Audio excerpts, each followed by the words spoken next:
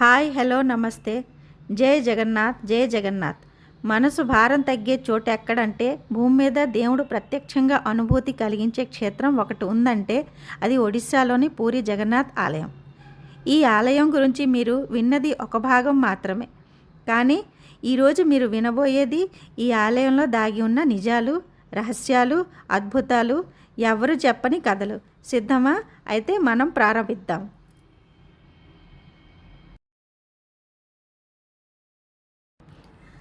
ఆలయానికి దగ్గర పడుతున్న కొద్దీ మనసు ఒక తెలియని శాంతితో నిండిపోతుంది. ఎందుకో తెలియదు, కానీ ఈ ఆలయం ఆత్మను తాకుతుంది. గాలి కూడా ఇక్కడ భిన్నంగా ఉంటుంది, ఆధ్యాత్మికంగా ఉంటుంది.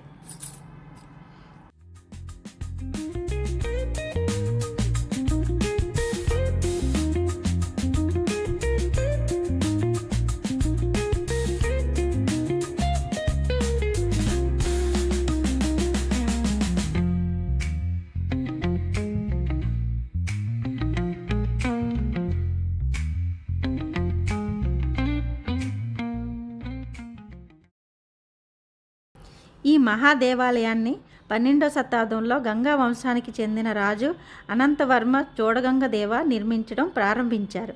తర్వాత రాజు అన్నంగ భీమదేవ ఈ ఆలయాన్ని పూర్తి చేశారు. కానీ జగన్నాథ స్వామి చరిత్ర అంతకంటే పాతది. పురాణాల ప్రకారం ఈ క్షేత్రం యుగాల నుంచి భక్తులకు పవిత్రంగా ఉంది. ఇక్కడ ప్రధాన దేవతలు జగన్నాథ స్వామి, బలభద్రుడు, సుభద్రాదేవి.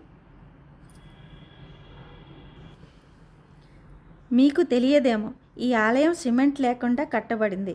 ఇంటర్లాకింగ్ స్టోన్ టెక్నిక్తో భారీ రాళ్లను కలిపి ఒక అద్భుతాన్ని సృష్టించారు. 65 మీటర్ల ఎత్తుగల గోపురం ఎన్ని సంవత్సరాలు గడిచినా నిలకడగా ఉంచింది దేవుని మహిమే.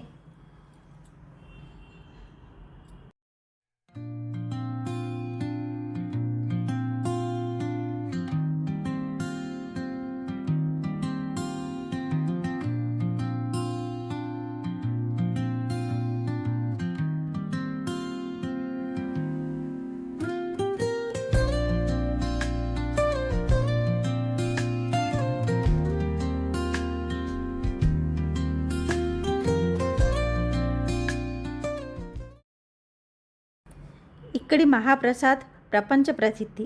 ఆశ్చర్యం ఏమిటంటే మట్టి పాత్రలు ఒకదాని మీద ఒకటి 7-8 వరుసల్లో పెడతారు, కానీ పై పాత్ర ముందుగా ఉడుకుతుంది. ఇది ఇప్పటి వరకు స్పష్టంగా ఎవరూ అర్థం చేసుకోలేని ఆశ్చర్యం.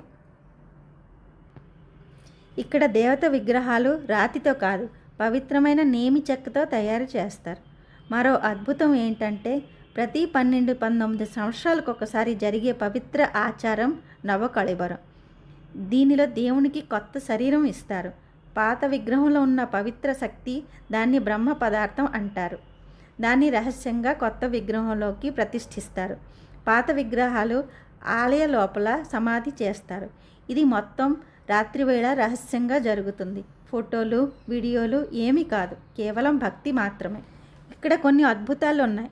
ఆలయం గోపురంపై ఎప్పుడూ ఎగిరే జెండా గాలి దిశ ఎలా ఉన్నా ఆలయం వైపే ఎగురుతుందని అంటారు. మధ్యాహ్న సమయంలో ఆలయ గోపురానికి నీడ కనబడదని చెబుతారు. సముద్రం పక్కనే ఉన్న ఆలయం లోపలికి వస్తే తరంగాల శబ్దం తగ్గిపోతుంది. ఆలయంపై పక్షులు కూర్చోవడం కూడా అరుదే. ఇది శాస్త్రీయంగా ఎలా ఉన్నా భక్తులకు ఇవి అన్నీ జగన్నాథ స్వామి మహిమే. ఒక పురాణం ప్రకారం రాజు ఇంద్రద్యుమ్నుడు మహావిష్ణువుని దర్శించుకోవాలని అనుకున్నాడు. అప్పుడు ఒక కంసారి వచ్చి, నేను విగ్రహం చేస్తాను, కానీ ఎవరు తలుపు తీరవద్దు అన్నాడు. రోజులు గడిచాయి.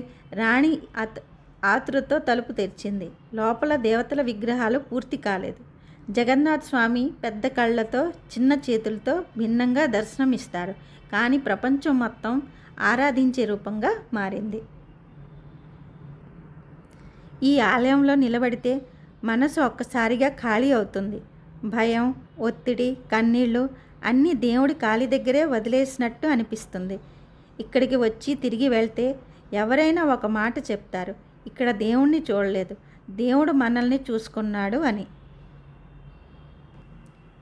పూరి జగన్నాథ్ ఆలయం కేవలం రాళ్లతో కట్టిన గుడి కాదు, ఇది భక్తి కట్టిన ఆలయం, విశ్వాసం నిలిపిన ఆశ్రయం. జగన్నాథ స్వామి ఎల్లప్పుడూ మనపై దయ చూపించాలని మనస్ఫూర్తిగా కోరుకుంటూ జయ జగన్నాథ్, జయ జగన్నాథ్. మీకు ఈ వీడియో నచ్చితే ఇంకొన్ని స్పిరిచువల్ ట్రావెల్ నిజాలు తెలుసుకోవాలంటే ఒక చిన్న సబ్స్క్రైబ్ నాకు ఎంతో సపోర్ట్ అవుతుంది. ఇంకో కొత్త వీడియోతో మీ ముందుకు వస్తాను. నమస్తే.